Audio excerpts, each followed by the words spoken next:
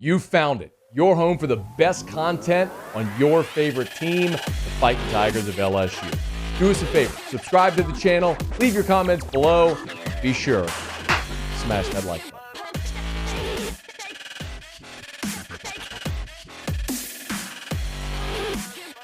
Of course, the transfer portal window is open right now. LSU has already seen 7 players enter the transfer portal, in addition to Philip Webb and Antoine Sampa, who had previously entered the portal. So yes, there are 9 in the portal. We did our portal math last week to try to figure out exactly the number. But Jack Besh, Demarius McGee, Radarius Jones, Cole Taylor, Desmond Little, Colby Fields, Cam Wire, Philip Webb, Antoine Sampa. Those are the players that have entered the portal, the LSU players that have entered the portal. LSU, meanwhile, has offered 4 players in the portal. Kyle Morlock, who is the tight end from Shorter University. He's a grad transfer. He's got offers from tons of schools right now. And with Cole Taylor entering the portal, that would certainly be a position of need for LSU. Braden Fisk, a defensive tackle from Western Michigan. He's a veteran player. He spent 5 seasons at Western Michigan, so he's got a super senior season that he would potentially use at a place like LSU. And then 2 edge players, Braden Swinson from Oregon and Josiah Stewart from Coastal Carolina. Stewart today has narrowed his finalist down to 3, and his final 3 are LSU, Michigan, and Southern Cal. So Josiah Stewart, who was a 3-star prospect coming out of high school, he was out of Massachusetts, the number 34 edge rusher in the country, so was not a widely recruited player. 6'2", 230, but went to Coastal in 2021 and blew up on the scene. Had 12 and a half sacks and caught everybody's attention for that great Coastal team 2 years ago. This year, his sack numbers dipped. He had just 3.5 sacks, but had 10 tackles for loss and 36 tackles in all. So still a productive player coming off the edge. It is very, very, very clear what LSU's glaring need in the portal is. And it's an edge rusher or edge rushers. Remember, Desmond Little entered the portal. Philip Webb entered the portal. B.J. Ojulari declared for the draft, which means the only edge player you have on scholarship right now is Xavier Carter. And Carter played in 7 games this year and had 4 tackles. Or 7 games last year, 10 games this year, had 4 tackles this year, mostly as a reserve guy, special team player. So you have got to get edge players. They've got 2 edge players committed for this year's class in Carpenter and Howard.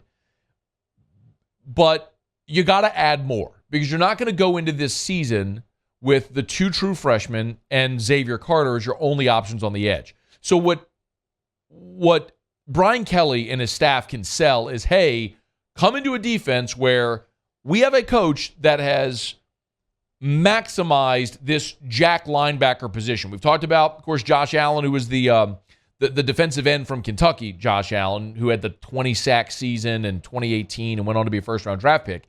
And now you look at B.J. Ojulari. You saw Harold Perkins in that jack role at times this year. And yes, you can play Perkins at the jack linebacker, but you better believe they want to play him as a 3-down linebacker on the inside. So they need true edge players to fit there, and they're looking for guys that have major college experience. This is the benefit of the transfer portal, y'all. I mean, not that you need me to say it, but I'm just going to say it out loud. Like, yes, of course, you want to build your roster through the high school ranks and build and develop players. Absolutely, that has to be the core foundational piece of your roster so you have stability, so you're not turning over like you did last year with 19 transfers every year. But you're going to have to supplement your roster because you're going to lose guys as well. And you hope over time you recruit well enough to where you don't have this big of a hole. But sometimes it happens at certain positions. I mean, think back to when Les was here. And you remember that old saying when there was a year, it was a weird stat where LSU had more scholarship kickers than linebackers. I think it was maybe 2013, 2014, right around there.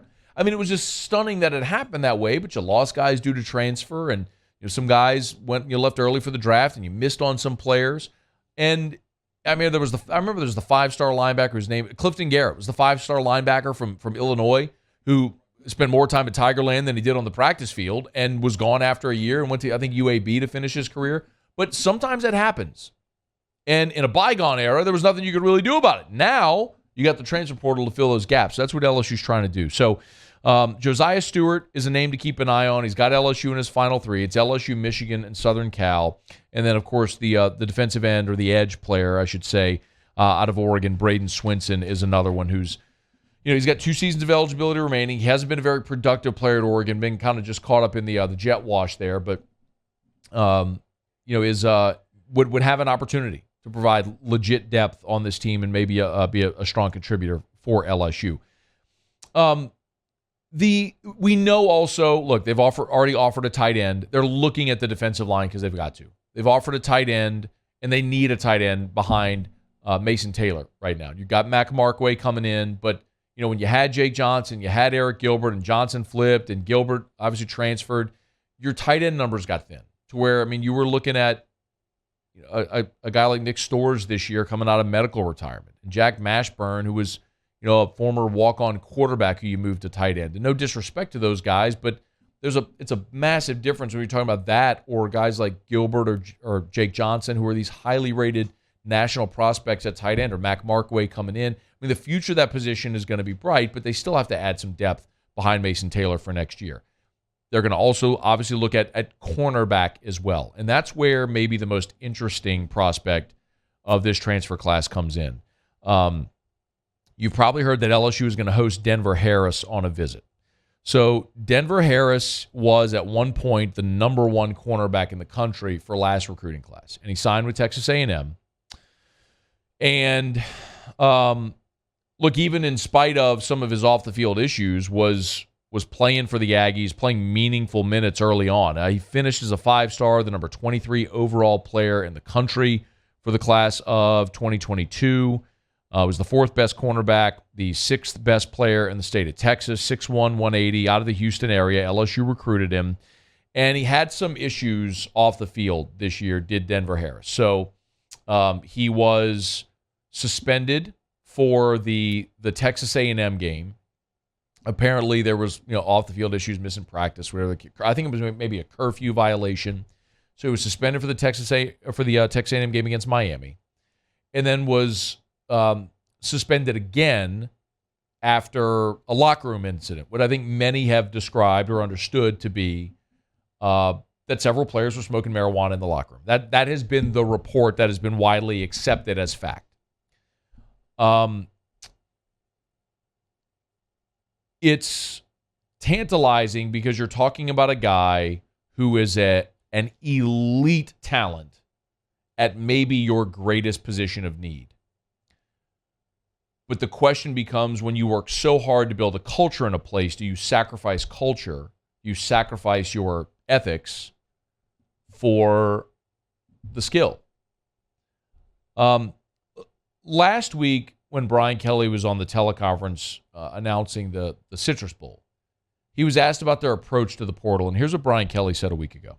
I don't want to talk about any particular positions because I think you start then to kind of give away here are our weaknesses. But here's what I would tell you. They got to be the right fit first. They've got to recognize the value of an education from LSU. They've got to have the right traits. We're not just open for business. We're not just putting a sign up saying, hey, we're going to take whoever. They got to be the right fit. I prefer that they're from the state of Louisiana if we can find them.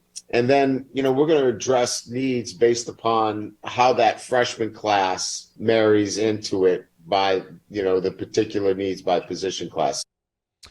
So we're not going to put a sign in the yard and say we're open for business. This is an interesting one because this is a guy who clearly had issues in his freshman season there in College Station, but also has the intoxicating talent at your greatest position of need. You're losing Jark Bernard-Converse, you're losing Mekhi Gardner, you're losing Colby Richardson. You're losing your top 3 corners. You have nobody back with experience except maybe Sevyn Banks if he's healthy enough to go. And you're talking about adding a guy that was, 1 point the highest rated cornerback in his class. But you got to deal with some of the issues. So Denver Harris is going to visit LSU.